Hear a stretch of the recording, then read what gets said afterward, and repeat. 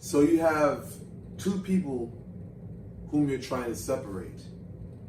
Now, you've done work to separate them, but now they break up for a time frame, and they get back together.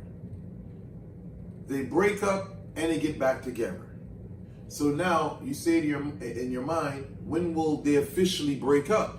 See, the thing you have to take consideration is this, is that some people have to learn. Y'all women have said this before. I'm tired. Listen to what I just said just now. I'm tired.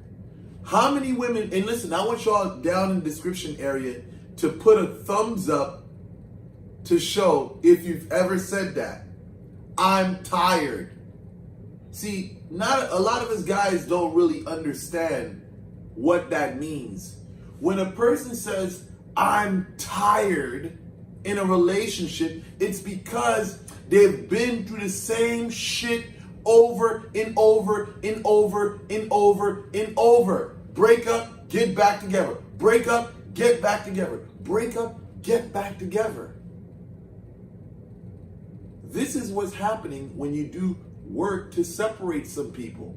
See, the thing is, when you do work to separate some people, sometimes it's violent, sometimes it's verbal your argumentation, but you usually it's going to be one of the two. They separate out of a verbal argument, or they separate due to violence. So in that case, when it's physical, sometimes it's you can't even recuperate. A person can't even recuperate from that. They said it's completely over. We're never dealing with each other again, depending on the severity of abuse. And sometimes you have situations where people, verbally go through arguments and stuff like that. It just becomes just some tiresome shit. But what eventually happens with this or scenarios like that is that people become tired, of going through the back and forth thing, back and forth thing, back and forth thing, back and forth thing. You have to remain solid and let that thing play out.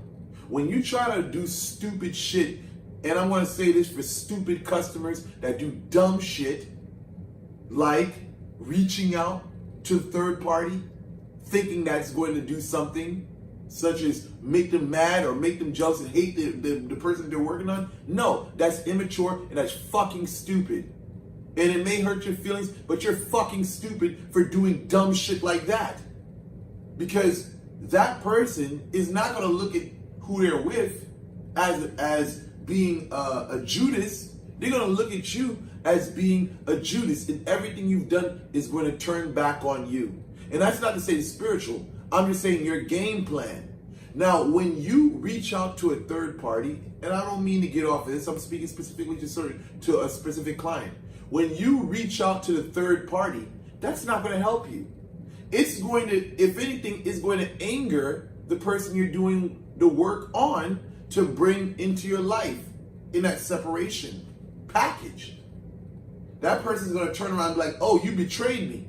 You revealed what we had going on to my target. That person's not going to be thinking about, oh, you was upset or you was caught of the emotion. They're going to be looking at you as a fucking threat. And you know what happens in a situation like that? Yeah, they will separate, but there's going to be a very hard resistance of coming back to you because you've shown your true colors. When you're at the heat of the moment, you do irrational shit. So I say this as a lesson for clients out there that's doing work like that. Don't get your hands caught in the cookie jar. If you're doing fucking shit, let the shit play out. If they're arguing back and forth, cool. This is why I usually say with people, when you do certain work like this, don't take it off the person. Even if they separate, don't take it off them for a bit. Eventually you'll take it off, but you need to let it sit a little bit more, because the first breakup, to me, I don't necessarily trust it unless it's very violent. Like recently, one person that I done work for, this person told me that their lover was hit in the mouth with a metal rod and broke all their teeth, all his teeth. So now he's not in the best predicament. Yeah, his chick that he was living with got mad, picked up a metal object, hit him in his mouth, knocked his teeth out. So it's one of those situations where there's no recuperation from that. So I can say, okay, a situation like that is completely done and over with. Because if it's violent, a person gets stabbed, a person gets jumped, and there's no way of recuperating from that. An argument here and there, this and that, arguments, this and that. Usually I say you gotta let that thing sit, because usually in a scenario where you do work to separate people, they're gonna get back. But eventually, the key is this: understanding that people eventually get tired of breaking up, getting back together, breaking up, getting back together, breaking up, getting back together. Eventually, people get tired of it, and when they get tired, that's when everything is going to come around. But you got to step out of the situation and get your punk ass emotions out of the fucking equation.